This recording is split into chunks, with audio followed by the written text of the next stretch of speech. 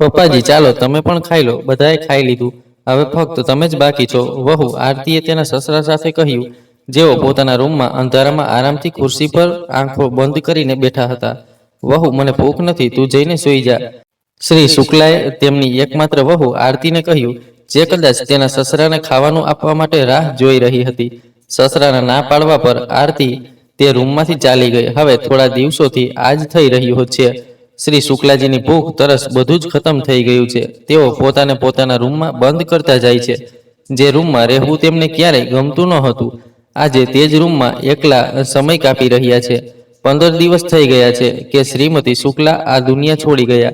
આ દુઃખદ ઘડીમાં બધા સગા સંબંધીઓ શ્રી શુક્લા સાથે હતા. શા માટે ન હોય? બધાને શ્રીમતી શુક્લા એટલે કે જ્યોતિના જવાનો શોખ હતો. કારણ કે જ્યોતિ એક એવી વ્યક્તિ હતી જેણે આખા પરિવાર અને સગા સંબંધીઓને એક સાથે બાંધી રાખ્યા હતા. આ ઘરનો પાયો જ્યોતિ હતી. આ ગુલશનને મહેકાવનારી જ્યોતિ જ હતી. દરેક સંબંધમાં તેની ખુશ્બુ વહેતી હતી. શ્રી શુક્લાએ આ બાબત પર ક્યારેય ધ્યાન નહોતું આપ્યું. ઘર અને પરિવારની જરૂરિયાતોનું ધ્યાન તો જ્યોતિ જ રાખતી હતી. તેના નરમ વ્યવહારથી બધા પરિચિત હતા. તેથી જ્યોતિને આ રીતે જતી જોઈને બધા સગા સંબંધીઓને ઘણું દુઃખ થયું હતું. બધા શ્રી શુક્લાના ઘરે આવ્યા હતા અને આજે 15 દિવસ થવા આવ્યા હતા, પણ ઘર હજુ પણ સગા સંબંધીઓથી ભરેલું હતું. બધા પોતપોતાની જૂની વાતો સાથે જ્યોતિને યાદ કરવામાં લાગેલા હતા. આજે દરેક જણ જ્યોતિના આ રીતે જવાનો અફસોસ વ્યક્ત કરી રહ્યો હતો. સાહિલ, જે પોતાની માતાના આ રીતે જવાથી દુઃખી હતો, અને આરતી પણ મહેમાનોની સંભાળ રાખતી પોતાના આંસુને પોતાની ચૂંદડીથી લૂછતી હતી. સાહિલની બુઆ સુજાતા અને તેના ચાચા મયુર પણ આ ઘડીમાં બધાની સાથે હતા.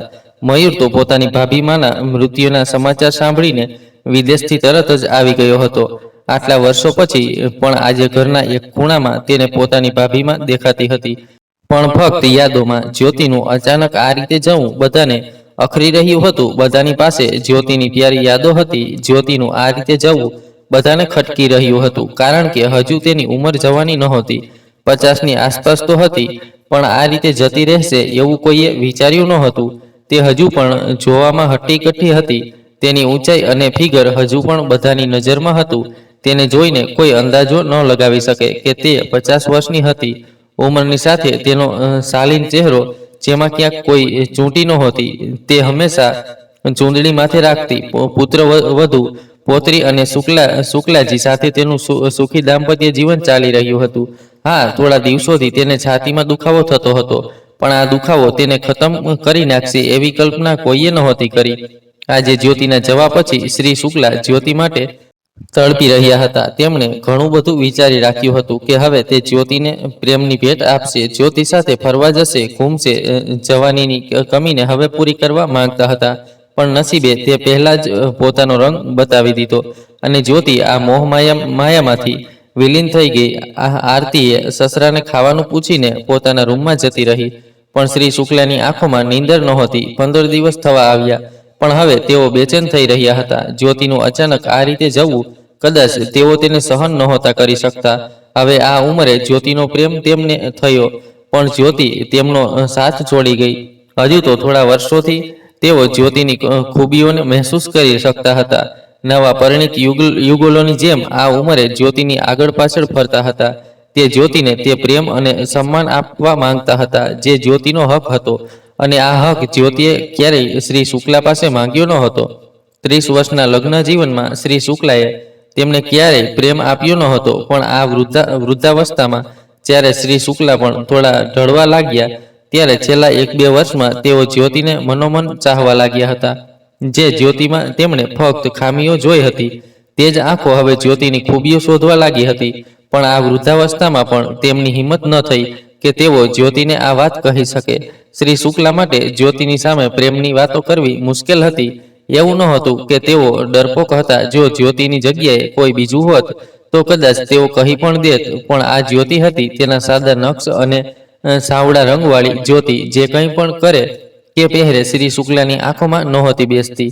ઘરની ગૃહસ્થી ચલાવવા માટે એક સ્ત્રીની જરૂર હોય છે. ક્યારેક શરીરની આગ હોય તે ફક્ત તરસ બની રહી હતી. જ્યોતિ જન્મ આપવા અને બાળકોનો ઉછેર કરવા માટે એક સ્ત્રીની જરૂર હોય છે, બસ એ જ જરૂર હતી જ્યોતિ. સાસ સસરા અને સગા સંબંધોને જોડી રાખવા માટે જે જરૂર હોય તે જરૂર હતી જ્યોતિ. બસ એક સંપૂર્ણ જવાબદારીની જરૂર ભરેલી હતી જ્યોતિ. આ બધી જરૂરિયાતોના શોરમાં જ્યોતિ પોતાને પણ ક્યાંક ખોવાઈ ગઈ હતી. જવાનીમાં જે જ્યોતિની મજાક ઉડાવવામાં આવી હતી, તેની સાથે આ ઉંમરે પ્રેમ આ કેવી રીતે શક્ય હોય? બસ આ જ કારણ હતું શ્રી શુક્લા પાસે અચાનક આખી ઉંમર ઢળી ગયા પછી છેલ્લા 1 વર્ષમાં તેમને જ્યોતિ સાથે પ્રેમ થવા લાગ્યો હતો, અને તે આ વાત જ્યોતિને કહેવામાં અસમર્થ રહ્યા હતા. હવે તેમના મનમાં એક જ પસ્તાવો હતો કે જો તેઓ કહી શક્યા હોત તો શું જ્યોતિ તેમને માફ કરી શકત? શ્રી શુક્લા પોતાના મનની વાત કહી ન શક્યા અને જ્યોતિ ચાલી ગઈ. આ રીતે શુક્લાજીને એકલા છોડીને હવે તેઓ પોતાને બેસહારા સમજવા લાગ્યા હતા. એક જ્યોતિ જ હતી જે તેમની અને તેમની વસ્તુઓની સંભાળ રાખતી હતી. શ્રી શુક્લા બોલે તે પહેલા જ્યોતિ બધું સમજી જતી હતી કે તેમને શું જોઈએ અને શું નહીં, અને આ વૃદ્ધાવસ્થામાં તેમને જ્યોતિની ખૂબ જરૂર હતી. આ જ સમયે જ્યોતિએ પણ તેમનાથી કિનારો કરી લીધો. હવે 15 દિવસથી તેઓ જ્યોતિ વિના આ રૂમની 4 દિવાલોમાં એકલા સમય કાપી રહ્યા છે. આ એકલતા કેટલી ભયંકર હોય છે તેમને તો ક્યારેય ખબર નહોતી. આજે જ્યોતિએ ખરીદેલી આરામની ખુરશીમાં બેસીને તેઓ જ્યોતિની એકલતા અને તેના પ્રેમને મહેસૂસ કરી શકતા હતા. 15 દિવસથી આ રૂમમાં સમય નહોતો કપાતો. જ્યોતિએ 30 વર્ષ આ રીતે કાપી લીધા, કોઈ આશા કે ફરિયાદ વિના. આ આરામની ખુરશી પણ જ્યારે જ્યોતિ ખરીદીને લાવી હતી ત્યારે ખૂબ ખુશીથી શ્રી શુક્લાને બતાવી હતી અને કહ્યું હતું, સાંભળો જી, આ મેં તમારા માટે લાવી છે. જ્યારે તમે થાકીને આવો ત્યારે અહીં બેસવાથી તમને થોડી શાંતિ મળશે. અને દરેક વખતની જેમ શ્રી શુક્લાએ તેને જાહિલોની પસંદગીનું લેબલ લગાવીને બહાર ચાલ્યા ગયા હતા. ત્યારે તેમણે આમાં જ્યોતિનો પ્રેમ દેખાયો ન હતો, પણ હવે તેઓ સમજવા લાગ્યા હતા કે કદાચ જ્યોતિએ જાણી લીધું હતું કે જ્યારે તે તેમને છોડીને જશે ત્યારે આ આરામની ખુરશી જ શ્રી શુક્લાને થોડી રાહત આપશે. હવે ધીમે ધીમે બધા સગા સંબંધીઓ ચાલ્યા ગયા. બાકી રહ્યા તેમનો દીકરો સાહિલ અને તેની પત્ની આરતી. સાહિલ પણ માતાના આ રીતે અચાનક જવાથી દુઃખી હતો. તેને તો આરતી સંભાળી લેતી હતી, પણ પોતાના પપ્પાની એકલતાનો વિચાર કરીને તે ઉદાસ રહેતો. તેણે ઓફિસ પણ જોઈન કરી લીધી હતી. આખો દિવસ ઓફિસની વ્યસ્તતામાં નીકળી જતો, પણ સાંજે ઘરે આવે ત્યારે પપ્પાના રૂમમાં બેસીને 2-4 વાતો કરવાનો પ્રયાસ કરતો. એક દિવસ પોતાના પપ્પાને ઉદાસ જોઈને સાહિલે કહ્યું, પપ્પા, તમે પણ ઓફિસ જોઈન કેમ નથી કરતા? ઓછામાં ઓછું તમારો સમય તો નીકળી જશે. આ રૂમમાં એકલા પડ્યા રહો છો. શ્રી શુક્લાએ કહ્યું, ના, હું થોડા સમય પછી જોઈન કરીશ. હજુ મનથી જ્યોતિના જવાને કદાચ સ્વીકારી નથી શકતો. આમ પણ આખી જિંદગી હું બહાર દોડધામ કરતો રહ્યો. પછી થોડી આમ તેમ વાતો કરીને સાહિલ પોતાના રૂમમાં આવી ગયો. સાહિલે આરતીને કહ્યું, મમ્મીના જવા પછી પપ્પા એકદમ તૂટી ગયા છે. હંમેશા એકલા પોતાના રૂમમાં બંધ રહે છે. આરતી સાહિલની વાત સાંભળીને પણ ચૂપ રહી. શું થયું? ચૂપ કેમ છો? તમારું ધ્યાન ક્યાં છે? મેં જે કહ્યું તે સાંભળ્યું કે નહીં? હા, સાંભળ્યું, પણ તું જવાબ નથી આપતી. આરતી ગુસ્સામાં બોલી, તું શું સંભળાવવા માંગે છે? સાહિલે કહ્યું, તને શું થયું છે? આ માહોલમાં પણ તું ગુસ્સે કેવી રીતે થઈ શકે છે? તારે તો પપ્પાને સંભાળવા જોઈએ. આરતીએ કહ્યું, સાહિલ, હું જેટલું કરી શકું તેટલું કરું છું. આનાથી વધુની આશા ન રાખ. જીવતા જીવ મમ્મીને તેમણે ક્યારેય તેમનો હક નથી આપ્યો, તેમનું સન્માન નથી આપ્યું. હવે મમ્મીજીના જવા પછી કોને બતાવે છે? સાહિલ ગુસ્સામાં બોલ્યો, તું હોશમાં છે કે શું બોલે છે? મમ્મીએ ક્યારેય પપ્પા વિશે ફરિયાદ નથી કરીને, તો પછી આવું કેમ કહે છે? આરતીએ કહ્યું, મમ્મીજીએ તો ક્યારેય ફરિયાદ નથી કરી, પણ ક્યાંકથી વાતની ખબર પડી જ જાય છે. અને હું આ ઘરમાં નવી નથી. 3 વર્ષ થઈ ગયા મને અહીં આવે. તારા કરતાં વધુ સારી રીતે હું મમ્મીજીને સમજવા લાગી હતી. તેમણે મને વહુનો નહીં પણ દીકરીનો દરજ્જો આપ્યો હતો. એક સ્ત્રી હોવાને નાતે હું તેમની એકલતા સમજી શકું છું. ત્યારે જ સાહિલે આરતીને જોરથી એક થપ્પડ મારી. આરતીએ પોતાના ગાલ પર હાથ મૂકતા બૂમો પાડી, સાહિલ, હું તારી માં નથી કે ચૂપચાપ બધું સહન કરી લઉં. અને હા, તારા પપ્પાના રસ્તે ચાલવાનો પ્રયાસ ન કર. આરતીના આવા બૂમબૂમાટથી પછી તે રૂમમાંથી ન તો સાહિલનો અવાજ આવ્યો ન આરતીનો. તેમની દીકરી દિયા, જે હજી માત્ર 1 વર્ષની હતી, તે આ બધાથી અજાણ હતી અને પોતાની ઊંઘની આગોશમાં હતી. કોઈ જાગ્યું હતું અને કોઈના કાન સુધી આ થપ્પડની ગૂંજ પહોંચી હતી. તો તે હતા શ્રી શુક્લા. રૂમ અલગ અલગ હતા, પણ બે રૂમ વચ્ચેની દિવાલ હતી અને તેમના રૂમમાં બેસીને તેઓ બધું સાંભળી રહ્યા હતા. આજે સાહિલે આરતીને જે થપ્પડ મારી તે કદાચ તેમના માટે જ હતી. આ પણ તેઓ જાણતા હતા કે થપ્પડ મારવાથી કે જોરથી બોલવાથી કડવું સત્ય પણ સત્ય જ રહે છે. શ્રી શુક્લા પણ જાણતા હતા કે આરતીએ જે કહ્યું તે દરેક શબ્દમાં સચ્ચાઈ હતી. પોતાની આરામની ખુરશી પર બેસી આંખો બંધ કરી તેઓ સાહિલની લાગણીઓને સમજવાનો પ્રયાસ કરી રહ્યા હતા. આરતીને થપ્પડ મારીને સાહિલ તેનાથી ભાગવા માંગતો હતો. અને સાહિલ શું તે પોતાની માને ઓળખી નહોતો શક્યો? સાહિલ પોતાના મોઢેથી આરતીને કેવી રીતે કહે કે તેને પણ પોતાની માના દુઃખનો અંદાજો હતો.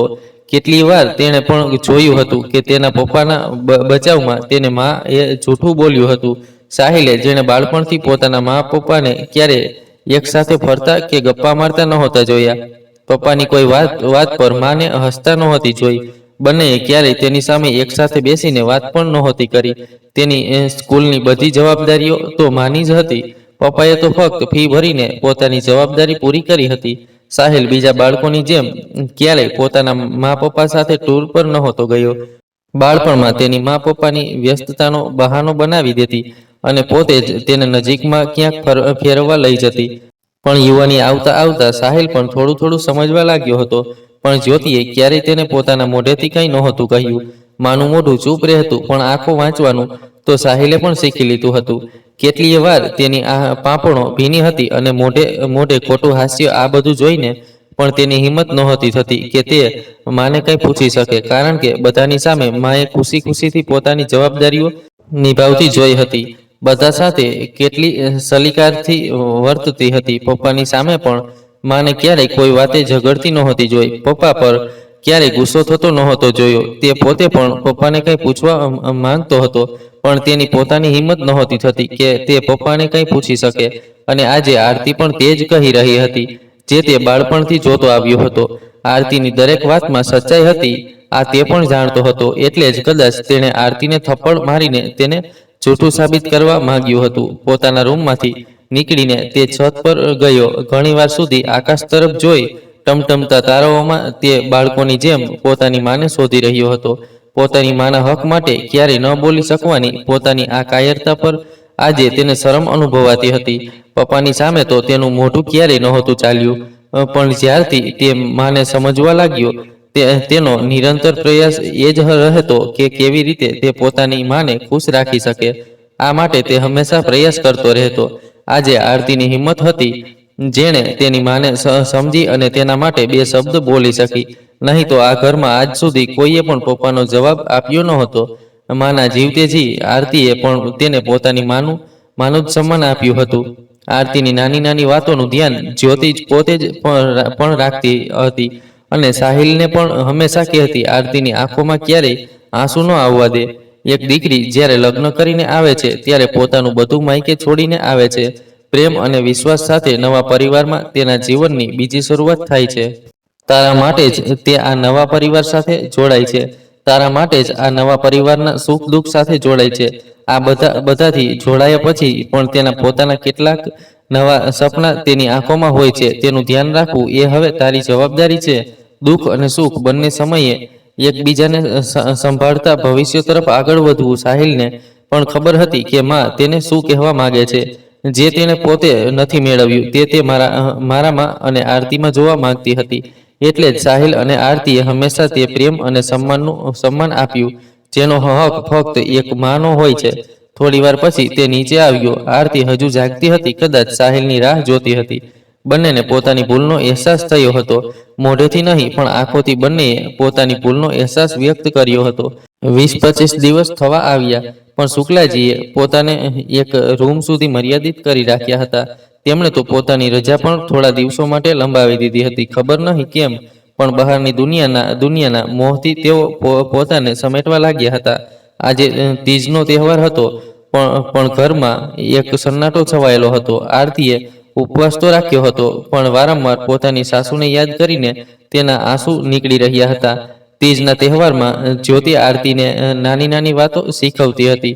જ્યારે આરતીનો નાતો પુસ્તકો સાથે જોડાયેલો હતો, ત્યારે તે ઘરના કામોથી દૂર રહેતી, એટલે જ્યોતિએ જ તેને બધું શીખવ્યું હતું. આરતીને આજે પણ પોતાની પહેલી તીજ યાદ છે. જ્યોતિએ તેને શણગાર કરવા કહ્યું હતું.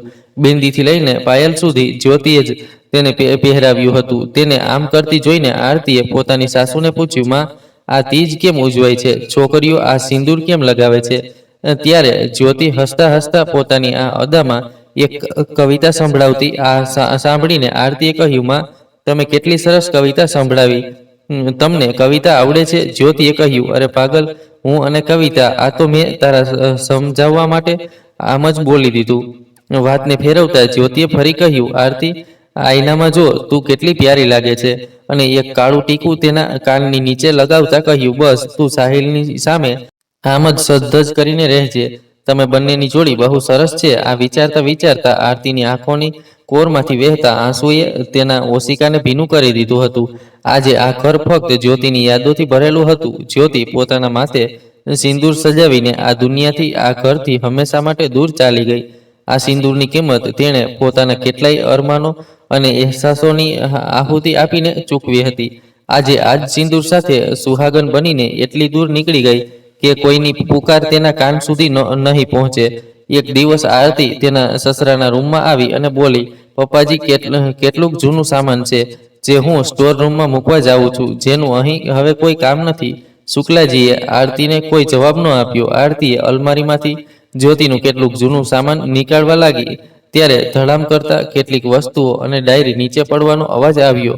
અવાજ સાંભળતા જ શુક્લાજીની નજર નીચે પડેલી વસ્તુઓ તરફ ગઈ. ત્યાં તેમને ડાયરી દેખાઈ. તેઓ તરત ત્યાં જઈને ડાયરી ઉપાડવા લાગ્યા.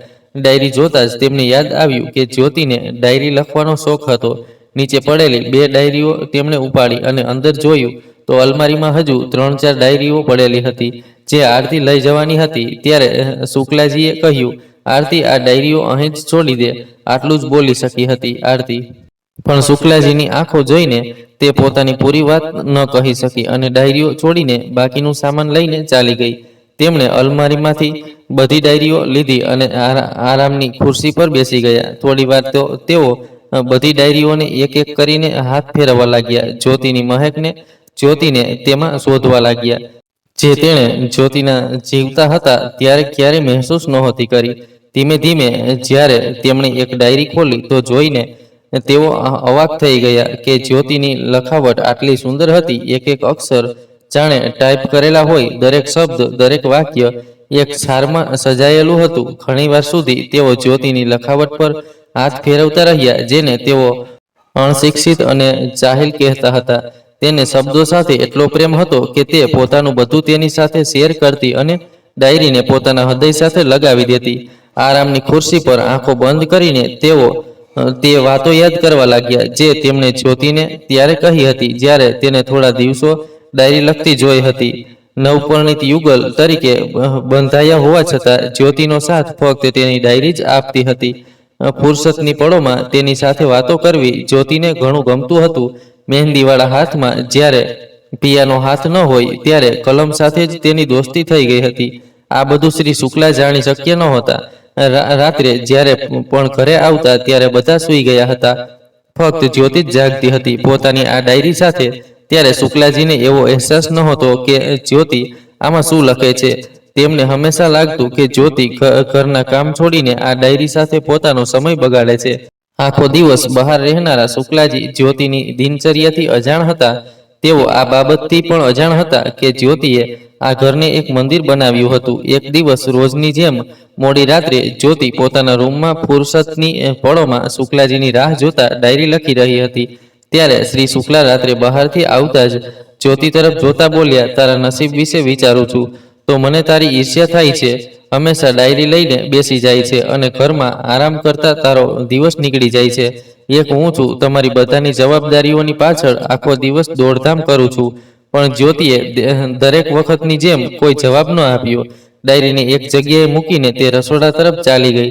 શુક્લાજી માટે પાણીનો ગ્લાસ લેવા એવું લાગતું હતું કે જ્યોતિએ કંઈ સમજવું અને સાંભળવું બંધ કરી દીધું હતું. તેને ચૂપ જોઈને શુક્લાજી વધુ ભડકી જતા હતા. શુક્લાજીની માતા પોતાના દીકરાના વર્તનથી વાકેફ હતી, એટલે તેઓ હંમેશા જ્યોતિનો સાથ આપતા. તે રાત્રે શુક્લાજીના જોરથી બોલવાથી તેમની નીંદર ઉડી ગઈ અને તેઓ પોતાના દીકરા પાસે જઈને બોલ્યા, બેટા, હંમેશા વહુ સાથે આવું ન કર. આખો દિવસ તે ઘરની જવાબદારીઓ નિભાવે છે, તારા બે ભાઈ બહેનનું ધ્યાન રાખે છે. જો તે 2-4 પળ પોતાના માટે ડાયરીને આપે તો શું શા માટે તેની પાછળ પડે છે?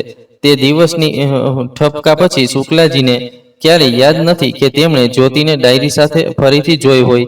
આટલી ડાયરીઓ જોઈને શુક્લાજીને હવે અંદાજો આવી ગયો કે જ્યોતિ કદાચ તેમની ગેરહાજરીમાં ડાયરી લખતી હશે. તેઓ સમજી શકતા હતા. તેમની માતાની વાતો હવે શુક્લાજીને સમજાતી હતી કે જ્યોતિએ ખરેખર એક વહુ, ભાભી, પત્ની અને માતાની ભૂમિકા બખૂબી નિભાવી હતી. જ્યારે જ્યોતિ આ ઘરમાં પરણીને આવી ત્યારે તેના ભાઈ બહેન બધા નાના હતા. મયુર અને સુજાતા બંનેનો અભ્યાસ ચાલતો હતો. ધીમે ધીમે મયુર હવે સારી જગ્યાએ સેટલ થઈને બહાર રહેવા લાગ્યો.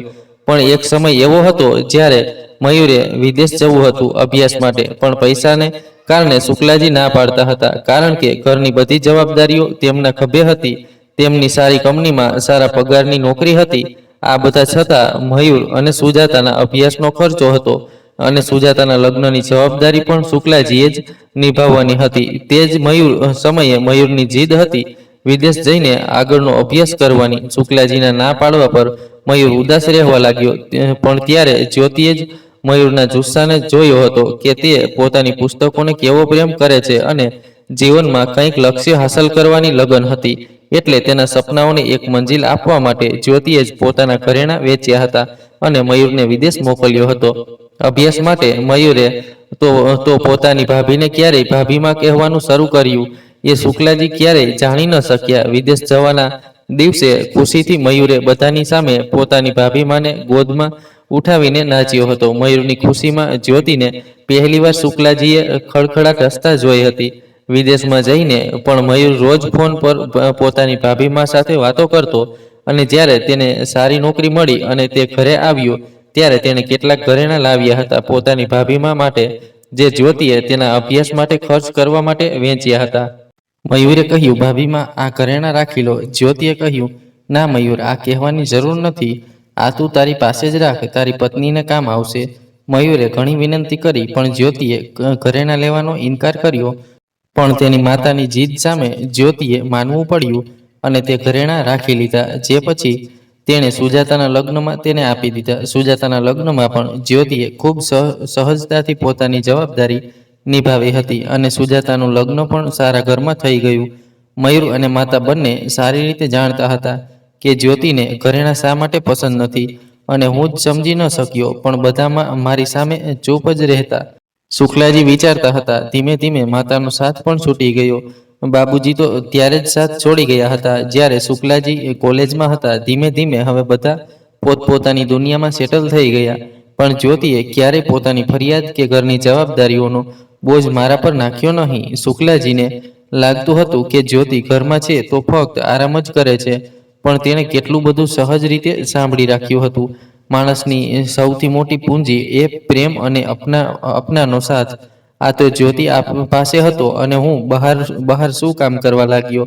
ઘરમાં પૈસા આપવા લાગ્યો અને બધાને પોતાનો રોપ બતાવતો રહ્યો. ઘરના બધા સભ્યોથી દૂરી બનાવી લીધી અને તે ચળકતી દુનિયાની પાછળ દોડ્યો જે ક્યારે મારી નહોતી. મારા આ રૂઆબ અને પૈસાની ચમકથી બધા મારી સાથે હતા. માતાએ મને ઘણું સમજાવ્યું પણ ત્યારે તેમની વાતો મને નકામી લાગતી. મને લાગતું કે ઘરમાં પૈસા આપીને હું મારી જવાબદારી સારી રીતે નિભાવું છું, પણ જ્યોતિને તો બધા તેના ગુણોને કારણે પ્રેમ કરતા. જ્યોતિને વહુ તરીકે મેળવીને બધા ખુશ હતા. એક ભાભીમાં પણ બની ગઈ. એક સંસ્કારી દીકરીની સારી માતા સાબિત થઈ તો હું શા માટે જ્યોતિના મનને ઓળખી ન શક્યો? વિચારતા વિચારતા તેમની આંખોની કોરમાંથી પશ્ચાતાપના આંસુ વહેવા લાગ્યા. સમય પર આરતી તેમને ચા, કોફી અને ખાવાનું રૂમમાં આપીને ચાલી જતી. જ્યારે પણ આવતી તેમને ડાયરી સાથે જ જોડાયેલા જોતી. ન તો આરતીને કંઈ છુપાવવાની હિંમત હતી, ન શુક્લાજી કંઈ બોલતા. એક ડાયરી હાથમાં લઈને તે ખોલવા લાગ્યા, જેમાં લખ્યું હતું, આજે ઘણા દિવસો પછી હું લખી શકું છું, કારણ કે મારા મુન્ના સાહિલને આ દુનિયામાં આવીએ 1 મહિનો થયો. તેણે મને માતૃત્વનું સુખ આપ્યો. તે મારો અંશ છે. ક્યારેક હું વિચારું છું કે હું એટલી ભાગ્યશાળી છું કે ઉપરવાળાએ મને સ્ત્રી બનાવી. એ સ્ત્રી જેને પોતાના ગર્ભમાંથી એક માણસને આ દુનિયામાં પગ મૂકવા માટે પસંદ કરવામાં આવી. આ શક્તિ તો ફક્ત એક સ્ત્રી પાસે જ હોય છે, કારણ કે દરેક દર્દને સહન કરવું એક સ્ત્રી જ જાણે છે. જેના મનોબળને જોઈને જ કદાચ એક સ્ત્રીને માતા બનવાનું ગૌરવ પ્રાપ્ત થયું છે. 9 મહિના એક શિશુને પોતાના શરીરમાં રાખવું એ કોઈ સામાન્ય વાત નથી. પોતાની સાથે સાથે કોઈ બીજાને પણ જીવન આપવું પડે છે, અને આજે હું પણ તે માતા બનવાનું સુખ માણી રહી છું. પણ એક વાત એ છે જેનાથી હું ખૂબ ખુશ છું, એ છે કે મારા મુન્નાનો રંગ નક્ષ મારા જેવો નથી, પણ તેના પપ્પાની જેમ ગોરો ચટ્ટો છે. તેને મારી જેમ ક્યાંય ઉપહાસનું કેન્દ્ર નહીં બનવું પડે. બસ એ જ પ્રાર્થના કરવા માંગુ છું કે ભલે તેની સુરત તેમના જેવી હોય, પણ સીરત એક સારા માણસની જેવી હોય. આ વાંચીને શુક્લાજીએ ડાયરી બંધ કરી દીધી. આગળ વાંચવાની હિંમત તેમનામાં નહોતી. આજે તેમને જ્યોતિના દર્દનો અહેસાસ થઈ રહ્યો હતો. તેણે પોતાની અંદર કેટલું દર્દ સમાવી લીધું હતું. તેમ છતાં જ્યારે પણ શુક્લાજી પાસે આવતી, ત્યારે ચહેરે હાસ્ય સાથે જ આવતી. તે હાસ્ય પણ શુક્લાજીને હજમ નહોતું થતું, અને તેઓ કંઈક એવું બોલી દેતા. જ્યોતિ ચૂપચાપ રૂમમાંથી નીકળી જતી. શુક્લાજીએ આજે સમજાતું નહોતું કે જ્યોતિએ એવું શું કર્યું હતું જે તેમને જ્યોતિ ક્યારેય પસંદ ન આવી. બસ એટલું જ કે તે શુક્લાજીની જેમ ગોરી નહોતી, ઉચ્ચ હોદ્દા પર કામ નહોતી કરતી. આ પણ સાચું હતું કે બંને વચ્ચે આકાશ જમીનનો તફાવત હતો. જ્યાં શુક્લાજી સ્માર્ટ હતા, તેમને સ્માર્ટ છોકરીઓમાં રસ હતો. પાર્ટીઓમાં છોકરીઓ સાથે બેસવું ઉઠવું તેમને ગમતું. તેનાથી ઉલટું જ્યોતિ એક સાદા નક્ષવાળી ઘરેલું છોકરી હતી. તેનો રંગ પણ ઝાંખો હતો, પણ તેની શાલીનતા શુક્લાજીના માતા પિતાને પસંદ આવી ગઈ હતી. તેમને એક જવાબદાર વહુ જોઈતી હતી, જે ઘરની ભાગદોડ સંભાળી શકે, નહીં કે ઘર તોડનારી છોકરી. તેમને ખબર હતી કે જો શુક્લાજી પોતાની પસંદની કોઈ છોકરી લઈ આવે તો તેમના નાના નાના ભાઈ બહેનનું શું થશે. તેઓ પણ માતા હતા અને પોતાના દીકરાની પસંદથી વાકેફ હતા, એટલે તેમણે જ્યોતિને પોતાના ઘર માટે પસંદ કરી. જ્યોતિ શુક્લાજીને બિલકુલ પસંદ નહોતી. ઘણી નાનુકુર પછી તેઓ માન્યા અને જ્યોતિ સાથે લગ્ન થઈ ગયા. જ્યોતિ સાથે લગ્ન પછી પણ તેમનો બહારનો પટકાટ ચાલુ જ રહ્યો. એક બાજુથી તેમને જ્યોતિના પોળપણથી સુકૂન હતું, એટલે જ તેમણે જ્યોતિને એટલો પ્રેમ અને હક ન આપ્યો કે જ્યોતિ ક્યારેય કોઈ હકથી કંઈ પૂછી શકે. શુક્લાજીએ ડાયરી બાજુના ટેબલ પર મૂકી દીધી અને પોતે બાલ્કનીમાં ચાલ્યા ગયા. જ્યોતિએ લગાવેલા છોડને પાણી આપવા. તે છોડ જેની સંભાળ જ્યોતિ કરતી હતી, અને જ્યોતિના જવાબ પછી હવે આ શુક્લાજી કરી રહ્યા છે, જેમાં તેઓ જ્યોતિને સિંચવાનો પ્રયાસ કરે છે. રોજ સવારે ઉઠીને છત પર પક્ષીઓને દાણા નાખવા જાય છે. પક્ષીઓ દાણા ચણવા તો આવતા હતા, પણ વારંવાર માથું ઊંચું કરીને શુક્લાજી તરફ એવી રીતે જોતા હતા જાણે પૂછવા માંગતા હોય કે જ્યોતિ ક્યાં છે. કારણ કે જે પ્રેમથી જ્યોતિ તેમને દાણા આપતી હતી, તે પ્રેમ શુક્લાજી પાસેથી તેઓ કદાચ અનુભવી શકતા નહોતા. પ્રેમ અને સ્નેહની ભાષા આ નિઃશબ્દ પક્ષીઓ માણસો કરતાં વધુ સારી રીતે સમજે છે. દાણા આપતી વખતે પણ શુક્લાજી વારંવાર ડાયરીમાં લખેલી જ્યોતિની મહેક અને તેના દર્દને અનુભવવા લાગતા હતા. હવે શરીર ક્યાંક હતું, પણ દિલ અને દિમાગમાં ફક્ત જ્યોતિની લખેલી વાતો જ હિંચકોળા ખાતી હતી. હવે તેઓ પોતે જ જ્યોતિને વધુ નજીકથી જાણવા માંગતા હતા, એટલે ડાયરીના પાના વારંવાર ફેરવતા રહેતા. રાત્રે ડિનર પછી પણ તેઓ આરામની ખુરશીમાં ડાયરી લઈને બેસી ગયા. બીજી ડાયરી ઉપાડી તો જોયું કે તેમાં ફક્ત કવિતાઓ લખેલી હતી. તો શું જ્યોતિને લખવાનો પણ શોખ હતો? આ પ્રશ્ન શુક્લાજીના મનમાં ઉઠ્યો, અને તે જ પ્રશ્નો સાથે તેઓ જ્યોતિએ લખેલી કવિતા વાંચવા લાગ્યા. शायद यही मंजूर था, गहराइयों में जाकर डूबना जरूरी था, हाथों की लकीरों पर जो एतबार था उसका टूटना भी जरूरी था। मेरी ऊप तेरी अगर तकलीफ बनी तो वह दामन छोड़ना भी जरूरी था। शिकायतों का दौर तो चलता रहता है, अधूरी हसरतों के साथ जीना भी जरूरी था। आ पंक्ति मेरी ऊप तेरी तकलीफ बनी तो वह दामन छोड़ना भी जरूरी था શુક્લાજી વારંવાર વાંચવા લાગ્યા અને આંખો બંધ કરીને વિચારવા લાગ્યા. શું જ્યોતિ મારો સાથ છોડવા માંગતી હતી? સાચું જ છે. ક્યારેક ને ક્યારેક તેનું મન પણ એ તો આવું ઈચ્છતું હશે. મારું વર્તન તેને કેટલું દુઃખ આપતું હશે. આજે શુક્લાજીને તેનો અંદાજો આવી રહ્યો હતો. ક્યારેક આ લગ્ન તેને પણ તો બોજ લાગ્યા હશે. જ્યારે મારી ઈચ્છા થઈ ત્યારે મેં તેની સાથે શારીરિક સંબંધ બાંધ્યા. એકવાર પણ તેની ઈચ્છા છે કે નહીં એ પૂછવું જરૂરી ન સમજ્યું. તો શું તે મારી સાથે હોવા છતાં મારી સાથે નહોતી? હું તેના શરીર સાથે ઘણીવાર રમ્યો, પણ તેના મનને ક્યારેય સમજી ન શક્યો. તેના મનમાં પણ ઘણીવાર મને છોડી જવાનો વિચાર આવ્યો હશે. તો પછી મને ક્યારેય કહ્યું શા માટે નહીં? ક્યારેક જ્યોતિની જેમ વિચારતા શુક્લાજી પોતે જ પોતાની સાથે વાતો કરવા લાગતા. શું જો જ્યોતિ મને કંઈ પૂછતી કે કહેતી તો પણ શું હું તે સમયે તેને સમજી શકત? જો તે મારી સાથે વાત કરતી તો પણ મારો અહંકાર તેને સ્વીકાર કરત? ના ના, હું ન સમજી શકત. હા, હું તેને બતાવતો નહોતો, પણ એટલું તો હું સમજી ગયો હતો કે મારા ઘરને સવારનારી જ્યોતિ જ હતી. આ અલગ વાત છે કે હું એ બાબતો નહોતો, કારણ કે ત્યારે મને પોતાના પર અહંકાર સવાર હતો અને તે મારી પત્ની હોવા છતાં મને છોડી જવાની વાત કરે, મારું ગુરુ એ થવા ન દે. અને ત્યારે પણ હું તેને સમજી ન શકત, કારણ કે મારી આંખો પર ત્યારે બહારની ગરમ જોશીના ચશ્મા ચઢેલા હતા, જેને ઉતારવું એટલું સરળ નહોતું. શાયદ આ જ્યોતિ પણ સમજી ગઈ હતી. જ્યોતિની ડાયરી વાંચીને હવે શુક્લાજી પોતે પોતાની સામે પણ આવી રહ્યા હતા. એક સમયે જે કામ કરવામાં તેઓ પોતાની શાન સમજતા હતા, આજે તેનાથી તેમને શરમ અનુભવાતી હતી. પોતાના પ્રશ્નો વિચારી તેમાં જવાબ શોધવાનો પ્રયાસ કરતા, મન ઉદાસ કરીને તેઓ આગળ વાંચવા બેઠા. દરેક કવિતા જીવનની કડવાશ અને હકીકત બયાન કરી રહી હતી. આટલું દર્દ તે બધાથી કેવી રીતે છુપાવી હતી? જ્યોતિએ પોતાની અંદર આટલું બધું સમેટી રાખ્યું હતું. કોઈને તેની ભનક પણ ન પડી. કોઈની તો દૂરની વાત, શુક્લાજીને પણ ક્યારેય આની ખબર ન પડી. એક રૂમમાં એક પલંગ પર આટલા વર્ષો વિતાવ્યા પછી પણ તેઓ જ્યોતિને ઓળખી ન શક્યા. ભલે એક ઉંમર તેની સાથે વીતી ગઈ, પણ તે પળો તેની સાથે ક્યારેય જીવી નહોતા. શાંત સ્વભાવની જ્યોતિની અંદર એક ભાગ સળગતી હતી, અને આ આગને તે કદાચ પોતાની કવિતાઓ અને વાર્તાઓ દ્વારા બુઝાવવાનો પ્રયાસ કરતી હતી. દરેક પળ, દરેક અહેસાસને તે પોતાની કલમ દ્વારા આ ડાયરીમાં લખીને વહેંચતી હતી. ત્યારે શુક્લાજીની નજર एक बीजी पंक्ति पर गई। मैं खुद भी उड़ना चाहती हूँ, पंछी बन आसमान में चहकना चाहती हूँ। मेरी कलम को एक मंजिल देना चाहती हूँ, जिसमें सिर्फ मैं और मेरी यह कलम हो। अपने नाम से संपूर्ण होना चाहती हूँ। શુક્લાજીની આંખો ફાટી રહી ગઈ. જ્યોતિએ આ શોખ વિશે ક્યારેય કોઈને કહ્યું પણ નહોતું. આ ઘર સાથે 23 વર્ષનો સાથ હતો, પણ આજે તેમને એક નવી જ્યોતિ દેખાતી હતી. આ જ્યોતિ સાથે તો ક્યારેય કોઈની મુલાકાત થઈ નહોતી. જો જ્યોતિ આ છે તો તે કોણ હતી જે આટલા વર્ષો સુધી આપણી વચ્ચે રહી? શુક્લાજી આજ સુધી જ્યોતિને ઓળખી ન શક્યા, અને આજે જ્યારે જ્યોતિ સાથે મુલાકાત થઈ રહી છે ત્યારે તેમની વચ્ચે જ્યોતિનું અસ્તિત્વ જ નથી. હંમેશા શુક્લાજીના મનમાં એક પ્રશ્ન રહેતો, અને તે જ પ્રશ્નોના જવાબ શોધવાનો પ્રયાસ કરતા. ડાયરીને દિલથી લગાવીને તેઓ જ્યોતિ માટે તડપી રહ્યા હતા. આ કદાચ તે જ તડપ હતી જે તેમણે જ્યોતિને આપી હતી. એકવાર ફરીથી જ્યોતિને મળવાની ગુહાર ઉપરવાળા પાસે લગાવવા લાગ્યા. એકવાર ફરીથી જ્યોતિ સાથે જીવવા માંગતા હતા. ડાયરીને જકડીને જોરથી રડવા લાગ્યા. એવું લાગતું હતું જાણે તેઓ જ્યોતિને પકડીને રડવા માંગતા હોય. રડતા રડતા જ તેમની આંખ લાગી ગઈ. પણ થોડી વારમાં સાહિલે આવીને તેમને જગાડ્યા. પપ્પા, ચાલો બહાર થોડું ફરી આવીએ. ડાયરીને બાજુમાં રાખતા શુક્લાજીએ કહ્યું, સાહિલ, મને થોડું ઠીક નથી લાગતું. તું જા, હું નહીં આવી શકું. પપ્પાની વાત સાંભળીને સાહિલ ઉદાસ થઈ ગયો, પણ જોર કરીને તે પપ્પાને બહાર લઈ ગયો. રસ્તે શુક્લાજી સાહિલ પાસેથી જાણવા માંગતા હતા કે જ્યોતિએ તેમને પોતાના શોખ વિશે કંઈ કહ્યું હતું કે નહીં.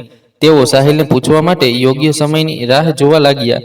બીજી તરફ સાહિલ આ બધી વાતોથી અજાણ હતો અને પોતાના પપ્પાના અશાંત મનને શાંત કરવા માંગતો હતો, કારણ કે ઘણા દિવસોથી તેમના પપ્પાએ બહારની હવા નહોતી ખાધી. તેમના રૂમ સિવાય હવે તેમને કંઈ ગમતું નહોતું. શાંત વાતાવરણમાં ફરતા સાહિલ પોતાના પપ્પા પાસે ઇધર ઉધરની વાતો કરવા લાગ્યો, જેથી તેમનું મન ફ્રેશ થાય. પણ શુક્લાજી તો જ્યોતિના તે શોખ વિશે વિચારી રહ્યા હતા જે ડાયરીમાં લખેલો હતો, અને સાહિલ આ વિશે કંઈ જાણે છે કે નહીં એ વિચારવા લાગ્યા. એટલે શુક્લાજીએ સાહિલને પૂછ્યું, સાહિલ બેટા, જ્યોતિએ ક્યારેય તને પોતાના કોઈ શોખ વિશે કહ્યું હતું?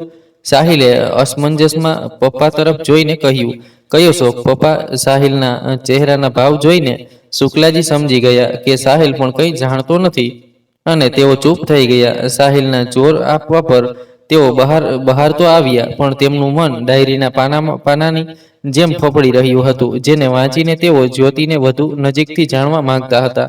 તેમની અંદર હવે જ્યોતિને જાણવાનો એક જુનૂન સવાર થઈ ગયો હતો. આ રીતે ડાયરીના દરેક પાનેથી એક નવી જ્યોતિ તેમને રોજ મળવા લાગી. એક જ્યોતિમાં આટલું બધું સમાયેલું હતું જેની સાથે તેઓ હવે રૂબરૂ થઈ રહ્યા હતા. જેટલું વાંચવા એટલું જ જ્યોતિ માટે તડપી ઉઠતા. ધીમે ધીમે બધી ડાયરીઓ વાંચી લીધા પછી એક છેલ્લી ડાયરી બાકી હતી, જે કદાચ સૌથી જૂની હતી. તેના પાનાઓ પીળા પડી ગયા હતા અને તેમાં એક કદમદાળની સળવટો પડી ગઈ હતી. આ ડાયરી જોઈને શુક્લાજીને અંદાજો આવવા લાગ્યો કે આ ડાયરીથી જ કદાચ જ્યોતિની શરૂઆત થઈ હશે, કારણ કે બીજી ડાયરીઓની સરખામણીમાં આ ડાયરી ઘણી જૂની હતી. પણ ખબર નહીં કેમ આ ડાયરી ખોલવાની હિંમત હવે તેમનામાં નહોતી. એક પળે હિંમત એકઠી કરતા તો બીજી જ પળે ડાયરીથી હાથ હટાવી લેતા. ક્યારેક બાલ્કનીમાં જતા તો ક્યારેક આરામની ખુરશીમાં બેસીને કલાકો સુધી ડાયરી તરફ નિહાળતા રહેતા. ક્યારેક આંખો બંધ કરવાનો પ્રયાસ કરતા તો ક્યારેક આરતીને ચા આપવા બોલાવતા. ક્યારેક દિયા સાથે થોડો સમય વિતાવવાનો પ્રયાસ કરતા, પણ નાના બાળકોને કેવી રીતે સંભળાવવા એ તેમને આવડતું નહોતું.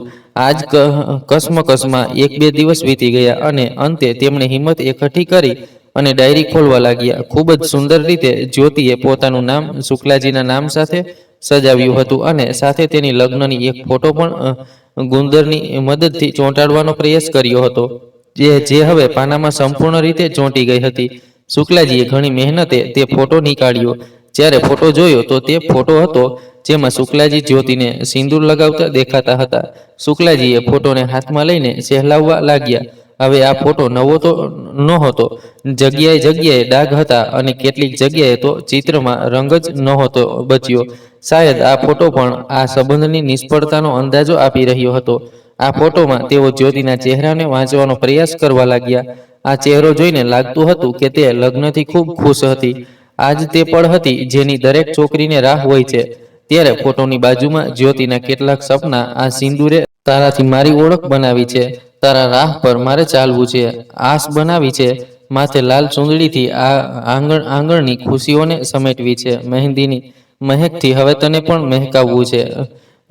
ગજરાઓથી આપણી આ સેજને સજાવવી છે. ચૂડીઓની ખણખણાટ તારી સાથે ચૂંટીને વિખરાવવું છે.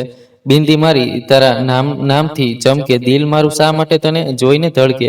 આ વાંચીને શુક્લાજી જ્યોતિના તે પ્રેમને અનુભવી રહ્યા હતા જે એક નવી દુલ્હનનો હોય છે. બરાબર એ જ રીતે જ્યોતિને પણ જરૂર હતી અને તે રાતે પિયા મિલનની આશામાં ક્યાંક ને ક્યાંક તે સેજ પર તેની ઈચ્છા અધૂરી રહી ગઈ હતી. જ્યોતિના અંદર પણ એક પ્રેમની તડપ હતી જે આ કવિતામાંથી સ્પષ્ટ થઈ રહી હતી.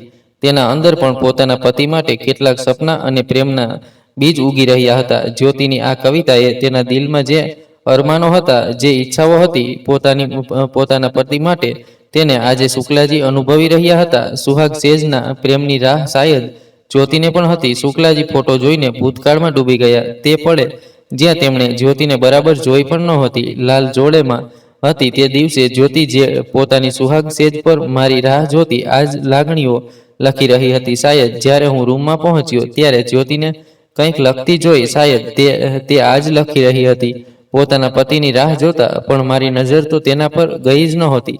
જ્યોતિના એ અરમાનો હતા તેને તો ત્યારે એ પણ ખબર નહોતી કે તે માત્ર એક જવાબદારી બનીને રહી જશે. જે પતિને મેળવીને તેણે અનેક સપના જોઈ લીધા હતા તે તો તેના જીવનમાંથી વહી જવા માટે આવ્યા હતા. શુક્લાજીએ તે અને જ્યોતિનો તે ફોટો ડાયરીમાં બરાબર તે જ જગ્યાએ મૂકતા આગળ વાંચવા લાગ્યા. લગ્નના અનુભવોને જ્યોતિએ ખૂબ સુંદર રીતે લખ્યા હતા. દરેક દુલ્હનના કેટલાક સપના હોય છે જે તેના પણ હતા અને તે તેના કેટલાક પાનાઓમાં સ્પષ્ટ ઝલકતા હતા. જ્યોતિએ પોતાના પ્રેમને ખૂબ સુંદર રીતે અભિવ્યક્ત કર્યો હતો. પોતાની કવિતાઓ દ્વારા પોતાના પતિના પ્રેમમાં રંગાવાની તેની બેતાબી તેની લખેલી કવિતામાંથી સ્પષ્ટ દેખાતી હતી. પાના ફેરવતા આજ શુક્લાજીને કેટલાક ફૂલ દેખાયા, સૂકા રૂખા બેજાન, જેને જો હાથ લગાડવામાં આવે તો શાયદ તૂટીને વિખરાઈ જાય. સામે જ લખેલું હતું, મારી સુહાગરાતની પહેલી નિશાની જે મારા પતિએ મને મુખ દર્શનમાં આપી હતી. અને તેની સાથે કેટલાક આંસુઓના ડાઘ સાથે શબ્દો ધોવાઈ ગયા હતા. અચાનક શુક્લાજીને યાદ આવ્યું કે આ તે જ ફૂલ હોઈ શકે છે જે તેમણે સુહાગ સેજમાંથી બેદર્દીથી તોડીને જ્યોતિના ચહેરા પર ફેંક્યા હતા. ડાયરીને છાતી સાથે લગાવી જેવી આંખો બંધ કરી તેમની પહેલી રાતનું દ્રશ્ય તેમની સામે છવાઈ ગયું. જ્યોતિ દુલ્હનના અરમાનોમાં સહેજ થઈને સેજ પર બેઠી હતી. મોડી રાત સુધી શુક્લાજી તો ત્યારે તે રૂમમાં જવા માંગતા નહોતા, એટલે મોડી રાત સુધી પોતાના મિત્રો સાથે બેઠા રહ્યા. શુક્લાજીના મનમાં પોતાના માટે ચાલતી દ્રિધતા હતી, જેનાથી જ્યોતિ અજાણ હતી તે પોતાના પતિના પ્રેમની લાલસાને પોતાની ડાયરીમાં સજાવી રહી હતી. જ્યારે શુક્લાજી રૂમમાં આવ્યા ત્યારે પણ તે શુક્લાજીની રાહ જોતા કંઈક લખી રહી હતી. પોતાના પતિને આવતા જોઈ શરમાઈને તેણે ડાયરી બાજુ પર મૂકી દીધી અને ઘૂંઘટ કાઢીને પોતાને છુપાવવા લાગી, આ આશામાં કે તે નજીક આવશે અને તેમના પ્રેમના સ્પર્શની રાહ જોવા લાગી. પણ આ બધાને નજરઅંદાજ કરીને શુક્લાજીએ બેદર્દીથી કહ્યું, તું મારી પસંદ નથી, મારા માતા પિતાની પસંદ છે. મને તારામાં કોઈ રસ નથી. તારી સાથે એક રૂમમાં રહેવું એ મારી મજબૂરી છે. નહીં તો તારા જેવી છોકરીને હું મારા જીવનમાં જગ્યા પણ ન આપું. અને સજાવેલી સેજમાંથી ફૂલ તોડીને ખૂબ જ નિર્દયતાથી તે ફૂલ જ્યોતિના ચહેરા પર ફેંકી દીધું. આખી રાત જ્યોતિની સિસકીઓ શુક્લાજીના કાનમાં આવતી રહી. આ લગ્નના જોડેમાં જ્યોતિના કેટલાક ખ્વાબોએ તે રાતે દમ તોડ્યો હતો. તેના જે અરમાનો હતા તે બધા ઘૂંઘટની પાછળ જ દફન થઈ ગયા. તેના મનમાં જે પ્રેમ હતો પોતાના પતિ માટે તે કહેવાની તક મળે તે પહેલા જ તે પ્રેમ ઝૂલસવા લાગ્યો. પોતાના પતિના તિરસ્કારથી શુક્લાજી થોડા દિવસો સુધી સોફા પર રાત કાઢવા લાગ્યા. પણ કેટલાક દિવસ, આ તો એક દિવસની વાત નહોતી. ધીમે ધીમે તેઓ જ્યોતિની સાથે એક જ પલંગ પર સૂવા લાગ્યા. અને આ માણસની સ્વાભાવિક પ્રવૃત્તિ છે. બહાર ગમે તેટલું ફરી લે, અંદરની આગ બુઝાવવા માટે ઘરમાં એક સાધનની જરૂર હોય છે જે તેની શારીરિક જરૂરિયાતો પૂરી કરી શકે. અને જ્યોતિ બની ગઈ શુક્લાજીની તે જરૂરિયાત, જેને ક્યારેક ઘરવાળીનો સાથ જોઈએ. પોતાની ભૂલનો અહેસાસ કરતા શુક્લાજીના આંસુ ફૂલો પર ટપક ટપક કરીને પડવા લાગ્યા. પહેલી રાતથી જ જ્યોતિના અરમાનોના ફૂલોને તેમણે કચડી નાખ્યા હતા. આ પળને યાદ કરતા જ તેઓ બેચેન થઈ ગયા. ડાયરી મૂકીને પાનાના પોતાના રૂમમાં જ ટહેલવા લાગ્યા. ક્યારેક બાલ્કની તરફ જોતા તો ક્યારેક રૂમની અંદર. વરસાદનું મોસમ હતું. વીજળીની ચમક સાથે તેમના અંદર પણ કંઈક હચમચી રહ્યું હતું. પોતાના વર્તનથી આજે તેમને પોતાની જ નફરત થઈ રહી હતી. પણ હવે જો મને વાંચતા આટલી તકલીફ થઈ રહી છે તો જ્યોતિને કેટલી તકલીફ થઈ હશે. આ વિચારતા જ્યોતિની તડપને જાણવા માટે ડાયરી લઈને બાલ્કનીમાં ચાલ્યા ગયા, જ્યાં વરસાદને કારણે થોડી ઠંડી હવા ફરી રહી હતી. આ હવા તેમની અંદરની આગને વધુ ભડકાવી રહી હતી. આ તેઓ સમજી ગયા હતા અને આ આગને બુઝાવવાનો એક નાનો પ્રયાસ કરવા માટે બાલ્કનીમાં ગયા અને ત્યાં રાખેલી ખુરશી પર બેસીને આગળ વાંચવા લાગ્યા. ત્યારે તેમને યાદ આવ્યું કે આ વરસાદમાં છેલ્લા 2-3 વર્ષમાં જ્યોતિને ચોરી છુપે ભીંજાતી જોઈ હતી. શાયદ જ્યોતિને વરસાદ ખૂબ ગમતો હતો, પણ શુક્લાજીની હાજરીમાં તે ભીંજવા નહોતી માંગતી. આ વાત શુક્લાજી ત્યારે જાણી ગયા હતા જ્યારથી તેમને જ્યોતિ સાથે પ્રેમ થયો હતો. એટલે જો ઘરમાં હોય તો તેઓ સૂવાનો ઢોંગ કરતા અથવા પોતાનું લેપટોપ લઈને પોતાને એટલા વ્યસ્ત બતાવતા કે જ્યોતિને લાગે કે તેમની નજર તેના પર નથી. અને જ્યોતિ પણ તેમને વ્યસ્ત જોઈને થોડું ભીંજાવાનો આનંદ લઈ લેતી. તે સમયે જ્યોતિની હાસી બરાબર નાની છોકરી જેવી લાગતી હતી. શુક્લાજીને જ્યોતિની અંદર એક બાળપણ હતું જેને તે બધાની સામે ક્યાંક છુપાવી રાખતી હતી. હસવાની, રમવાની ઉંમરમાં જવાબદારીઓના બોજ નીચે તે ક્યાંક દબાઈ ગઈ હતી. ખૂબ જલ્દી એક નાદાન બાળપણને પાછળ છોડીને એક પરિપક્વ સંપૂર્ણ સ્ત્રી બની ગઈ હતી. જ્યોતિ સાથે પ્રેમ થયા પછી શુક્લાજીને જ્યોતિની દરેક વાત ગમવા લાગી હતી. તેઓ તેની સાથે બેસીને વાતો કરવા માંગતા હતા. તેનો હાથ પકડીને કોઈ બગીચામાં જવાનું તેમનું મન થતું હતું. વરસાદમાં જ્યોતિના ભીના વાળને જ્યારે તે જોરથી ઝટકતી ત્યારે આ ઉંમરે પણ શુક્લાજીનું દિલ જોરથી ધડકવા લાગતું. ત્યારે જ્યોતિને જોઈને તેમણે પણ પ્રેમની ખુમારી ચડતી હતી.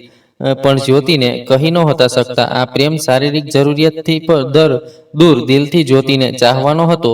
તેમનું મન પણ જ્યોતિની સાથે ભીંજાવા માંગતું હતું. પણ તેઓ જાણતા હતા કે તેમના જ્યોતિ પાસે જવાથી જ્યોતિ કોઈ બહાનું બનાવીને રૂમમાં ચાલી જશે. એટલે તેઓ દૂરથી જ જ્યોતિને જોતા રહેતા. ઘણીવાર ઓફિસથી પાછા ફરતી વખતે હંમેશા હાથમાં ગજરો લઈ આવતા, પણ જ્યોતિને હાથમાં આપવાથી ડરતા અને બાજુના ટેબલ પર મૂકી દેતા. એ જોઈને કે જ્યોતિ તે લે છે કે નહીં, પણ તે ગજરો ત્યાં જ પડ્યા સુકાઈ જતા અને શુક્લાજી પોતે તેને હાથથી બહાર કચરાપેટીમાં ફેંકી દેતા. જ્યોતિ પાસે પાછા ફરવામાં તેમણે ઘણો સમય લગાવી દીધો. આ વાત તો તેમને જ્યોતિના જીવતા હતા ત્યારે જ સમજાઈ ગઈ હતી. પણ જ્યારથી પ્રેમ થયો ત્યારથી તેમનો પ્રેમ પણ તેમની પાસે જ રહી ગયો. જ્યોતિને કહેવાની હિંમત નહોતી. તેમના અંદર એક ડર હતો કે જ્યોતિ શું બોલશે. આ કસમકસમાં તેઓ કહી ન શક્યા અને જ્યોતિ ચાલી ગઈ. જ્યોતિની દરેક વસ્તુથી તેમને પ્રેમ થઈ ગયો હતો જે જ્યોતિને ક્યારેક પસંદ હતી. પણ શુક્લાજી જ્યોતિ પાસે આવતા જ્યોતિની બધી પસંદગીઓ એક જરૂરિયાત બની રહી હતી. જ્યોતિની સાદગી હવે શુક્લાજીને ભૂલાવા લાગી હતી. જ્યોતિના ચહેરાની શાલીનતા અને બહાર પાર્ટીઓમાં મળતી ચળકાટવાળી મહેકને તેઓ હવે બેખૂબી ઓળખવા લાગ્યા હતા. આજે જ્યોતિની ડાયરી વાંચીને તેના દરેક શબ્દની પીડાને તેઓ આજે પોતે અનુભવી રહ્યા હતા. ત્યારે બીજા પાનેથી અચાનક તેમને એક પેન્સિલ દેખાઈ તો તેને ઉપાડીને જોવા લાગ્યા. જ્યારે જોયું તો તે કાજલની પેન્સિલ હતી. તેઓ વિચારવા લાગ્યા, આનું અહીં શું કામ?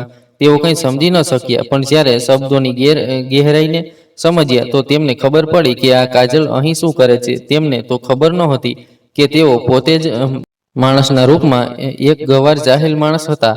આ તાનો જે તેઓ જ્યોતિને આપતા હતા, ખરેખર તે બોલીને પોતાની માનવતા બતાવતા હતા.